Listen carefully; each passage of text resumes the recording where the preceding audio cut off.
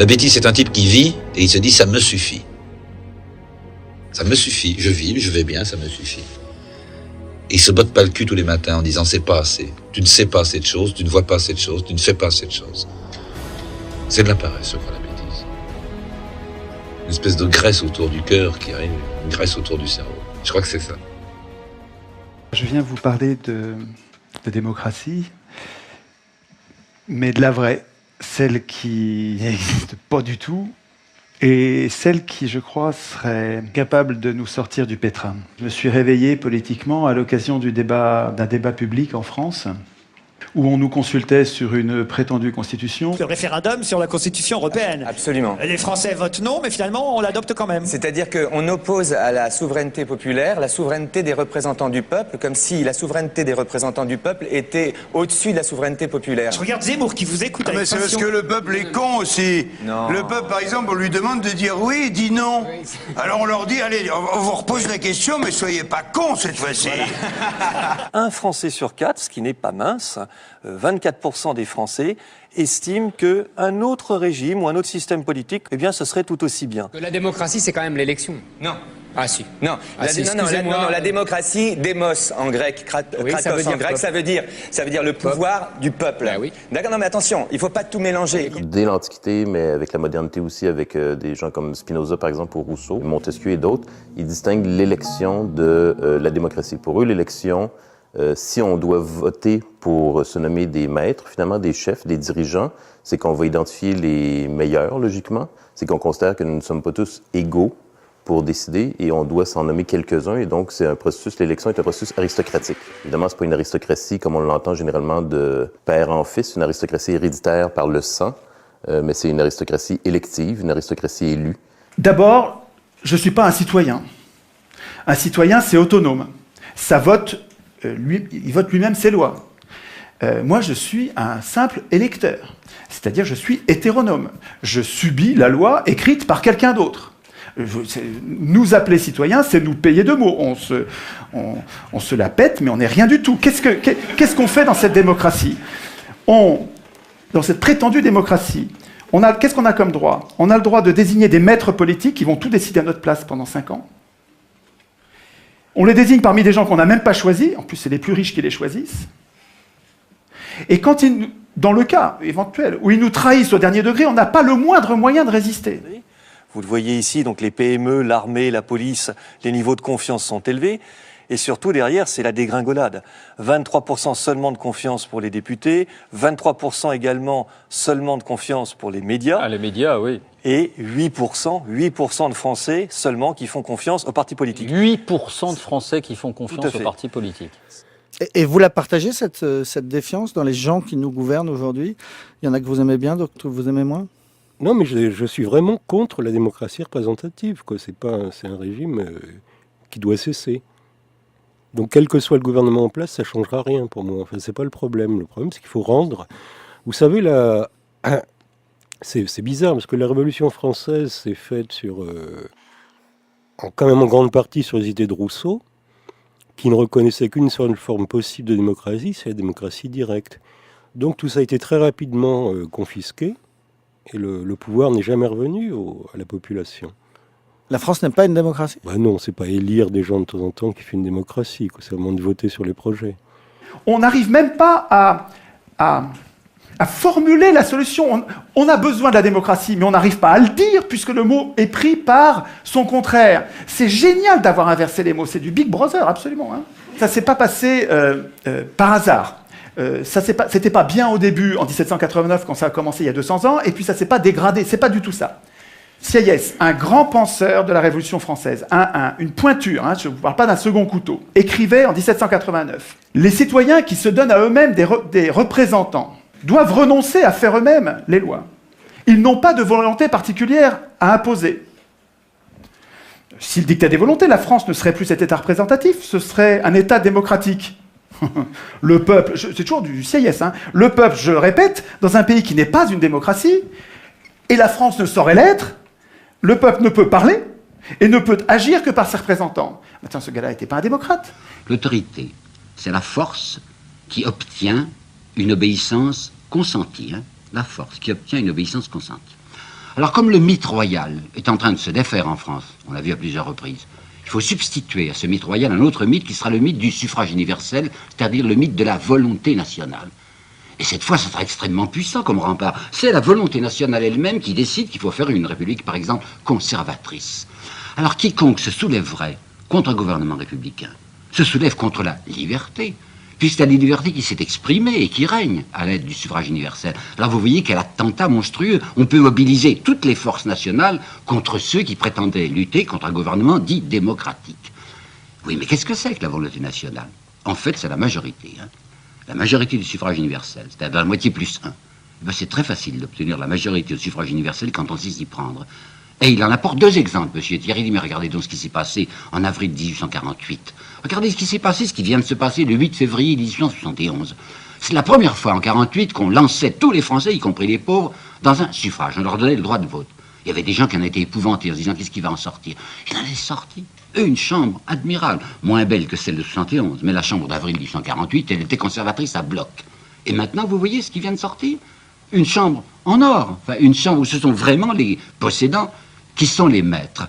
Alors que pouvez-vous désirer de plus? Si vous regardez le profil socio-économique des gens qui sont à l'Assemblée nationale aujourd'hui, il n'y a pas de pauvres. Ce sont généralement des gens qui sont riches, qui ont des moyens, qui ont une profession libérale. Ce sont des avocats, des notaires, des notables. Il y a une idée qui fait son chemin. Sans doute que c'est une pratique qui existe depuis longtemps, c'est de tirer au sort des citoyens et de les nommer sur des comités pour qu'ils prennent des décisions au lieu de fonctionner avec des élections. Oui, donc à Athènes, justement, dans Athènes de l'Antiquité, comme on avait cette idée que tous les citoyens sont égaux d'un point de vue politique, on se disait on n'a pas besoin de voter pour choisir les meilleurs d'entre nous, puisqu'en principe, on se considère à peu près égaux, et donc on va tirer au sort. Le tirage au sort, à Athènes, il donnait un tout petit peu de pouvoir, pas longtemps, et jamais 2 fois de suite, avec plein de contrôles qu'il faudrait prendre le temps d'expliquer, ce qui fait que les Athéniens, ils donnaient ce petit peu de pouvoir pour le garder pour eux.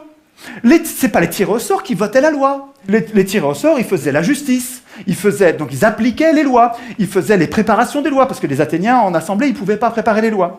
Et parce que les représentants étaient affaiblis par le tirage au sort, les citoyens avaient la garantie qu'il restait le souverain. Par rapport à la démocratie directe, il y a beaucoup de gens qui participent à ça et qui ont pas seulement des éloges à transmettre, mais aussi des critiques. C'est-à-dire qu'ils disent que c'est long. L'argument du temps, c'est un vrai problème. Effectivement, une assemblée, ça prend du temps. Et c'est beaucoup plus rapide, en fait, quand des gens prennent des décisions pour vous. Effectivement, ça va beaucoup plus vite. On appelle ça une dictature. La dictature est sans doute le système le plus rapide. Et si c'est le temps qui est le barème d'efficacité en politique, la dictature, c'est vraiment génial pour ça. Ça va très, très, très vite, une dictature. Peut-être que pour être égaux et libres politiquement, il faut avoir du temps. Le capitalisme, s'il pouvait nous faire travailler tout le temps, il nous ferait travailler tout le temps. Il n'y a pas de problème, c'est à peu près ça qu'il faisait au 19e siècle. Et donc, évidemment, là, vous n'avez pas de temps. Et donc, comme on est convaincu que c'est ça qui est le plus important, on pense que se retrouver ensemble pour parler de politique, on pense que c'est de la perte de temps. Ce qui est curieux, en fait, parce que c'est le moment où on est libre politiquement. Le travail disparaît. Le travail s'en va. Et c'est une chose qu'on a voulu. Moi, j'ai vécu dans les années 50, on nous expliquait ce que serait l'an 2000. On ne travaillerait plus, on aurait été remplacé par des robots, on serait remplacé par des machines. On ira à la pêche avec ses enfants et ses petits-enfants. C'est ça qu'on voulait. Pourquoi? Parce qu'il y avait du travail extrêmement monotone, il y avait du travail extrêmement dangereux. C'était un travail qui épuisait les gens, qui faisait qu'ils devaient s'arrêter de travailler à 40 ans et à 50 ans. On a voulu ça. On n'a pas pensé en même temps que les gens, la plupart des gens, ceux qui ne reçoivent pas simplement leur argent du capital, c'est-à-dire en faisant travailler les autres, que les autres, il faut qu'ils aient des revenus. Sismondi, un des inventeurs du socialisme, un Suisse, il dit la chose suivante. Toute personne qui sera remplacée par une machine aura droit à une rente à vie à partir de ce moment-là. Il est remplacé par la machine, il est sauvé, il faut qu'il reçoive une partie de la richesse créée par cette machine. Où va cette richesse qu'on a créée depuis les ordinateurs, les robots et tout ça? Elles vont aux investisseurs, aux actionnaires des entreprises. On se demande comment ça se fait, c'est une curiosité. C'est tellement bizarre que le chef d'entreprise au début du 19e siècle, il gagnait 30 fois plus que son employé le moins bien payé. Maintenant, c'est 450. D'où ça vient? Mais c'est l'argent qu'on n'a pas donné aux autres. C'est vraiment pas très compliqué.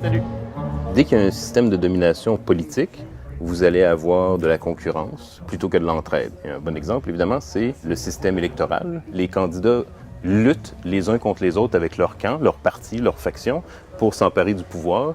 Et donc, c'est totalement contre-productif d'avoir comme ça une mise en concurrence d'individus ambitieux qui sont assoiffés de pouvoir et qui veulent avoir nos votes et nos suffrages. Et Kropotkin, lui, en fait, est allé voir en Sibérie et ailleurs, dans l'histoire aussi de l'humanité, et il a constaté qu'en fait, la majorité des êtres vivants progressent beaucoup mieux si elles s'entraident, plutôt que si elles sont en concurrence. Et donc, l'entraide est aussi un facteur d'évolution, contrairement à ceux qui ont mal lu Darwin, qui pensent qu'on est toujours tous en concurrence et qu'on le sera toujours tout le temps. Tous les pouvoirs ont une tendance à abuser. Toujours. Montesquieu. C'est comme une loi physique implacable. Et il y a une idée géniale pour nous protéger de ça, c'est la Constitution. Alors la Constitution, qu'est-ce que c'est? C'est un texte qui est au-dessus des pouvoirs et qui ne sert pas du tout à organiser les pouvoirs. Les pouvoirs n'ont pas besoin de nous pour s'organiser, pas du tout. La Constitution, tous les citoyens devraient savoir ça. La Constitution, ça sert à affaiblir les pouvoirs. Ça sert à inquiéter les pouvoirs pour nous protéger, nous. Nous protéger, nous, contre les abus de pouvoir. Mais attendez, si les représentants doivent craindre la Constitution, il ne faut pas qu'ils l'écrivent eux-mêmes. Sinon, s'ils l'écrivent eux-mêmes, ils vont programmer leur puissance et notre impuissance. Enfin, un enfant comprend ça. Donc l'idée centrale, mais vraiment c'est une idée essentielle, c'est que c'est pas aux hommes au pouvoir d'écrire les règles du pouvoir, et c'est pas à eux, il faut pas attendre que ce soit eux qui renoncent à écrire le pouvoir, ils renoncera jamais, la solution elle viendra pas d'eux, elle viendra de nous, c'est à nous de leur interdire d'écrire la Constitution. Ça c'est vraiment l'idée, à mon avis, l'idée essentielle qui nous manque. Il faut que vous connaissiez cette pensée d'Alain, qui est un penseur formidable, qui disait « Le trait le plus visible de l'homme juste », et de ne point vouloir du tout gouverner les autres, et de se gouverner seulement lui-même. Cela décide tout. Autant dire que les pires gouverneront.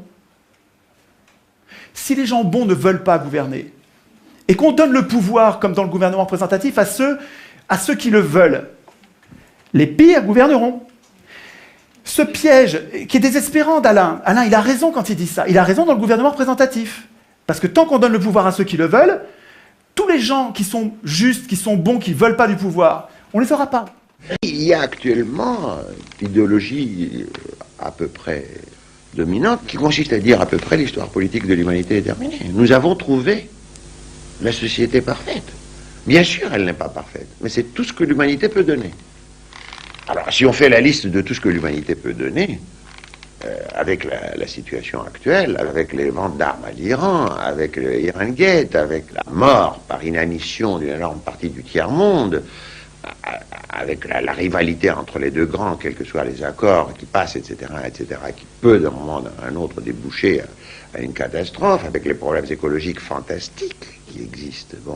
Bon, on s'aperçoit que cette position, l'histoire politique de l'humanité serait terminée, qu'on a trouvé la forme parfaite, est absolument inacceptable.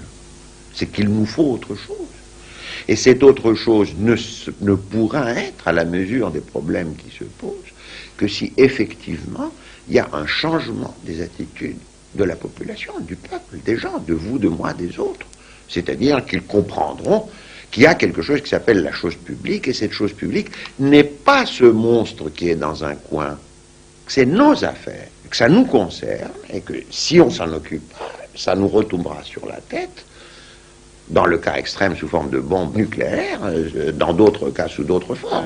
Allez sur le message.org qui a été fait par l'un d'entre vous.